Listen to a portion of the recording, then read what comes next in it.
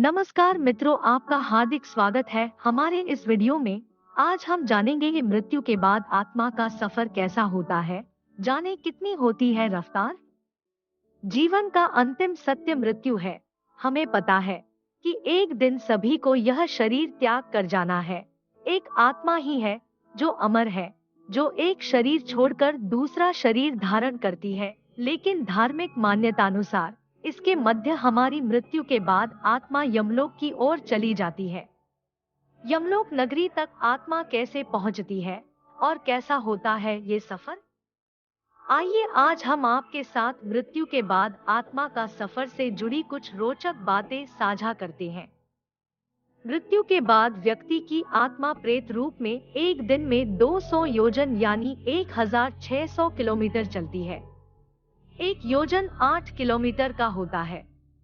इस तरह एक वर्ष में आत्मा यमराज के नगर में पहुंचती है। वैतरणी नदी को छोड़कर यमलोक का मार्ग 86,000 योजन है। वैतरणी नदी बहुत ही भयानक है, जिसे पार कर पाना बहुत ही कठिन है। कुछ ऐसा है यमलोक का मार्ग। यम मार्ग में 16 पुरियां यानी नगर हैं। ये सभी नगर बड़े ही भयानक है। इस मार्ग में बहुत कम समय से लिए व्यक्ति की आत्मा को महीने में एक बार ठहरने का अवसर मिलता है। यहाँ आत्मा अपने पूर्वजन्म के कर्मों और परिवार के लोगों को याद करके दुखी होता रहता है। यमदूतों की यातना से दुखी होकर आगे कैसा शरीर मिलेगा यह सोचकर भी घबराता है। यममार्ग में भयानक नरक। यममार्ग में कई नरक है, जिनमें कुछ नाम है अंधतम और ताम्रमय। अंधतम कीचड़ और जोंक से भरा है, जबकि ताम्रमय तपे हुए तांबे जैसे गर्म है। इस मार्ग से जाते हुए पाप कर्मों को करने वालों की आत्मा दुख पाती है। यमलोक के द्वारपाल। यमराज के भवन पर धर्मध्वज नाम का द्वारपाल पहरा देता है। यही चित्रगुप्त को पापी लोगों की आत्माओं के यमलोक में आने की सूचना देते हैं।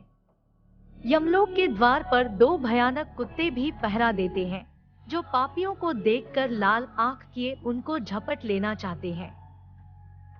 यमराज के सभासद करते हैं कर्मों का हिसाब।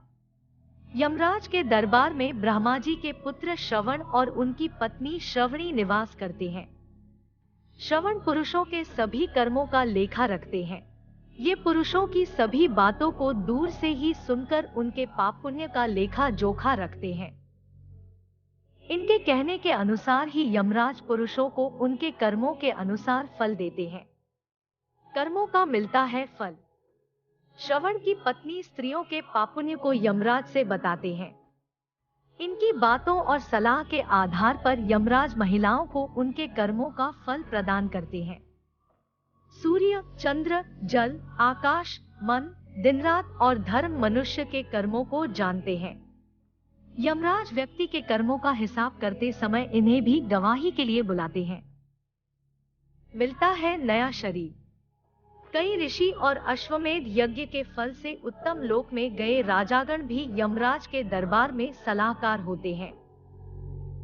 सभी से विचार और सलाह लेने के बाद यमराज व्यक्ति को दंड और उसके अगले शरीर के बारे में विचार करते हैं। अपने कर्मों का फल भोगकर प्राणी को फिर से बचे हुए कर्मों का फल भोगने के लिए नया शरीर मिलता है।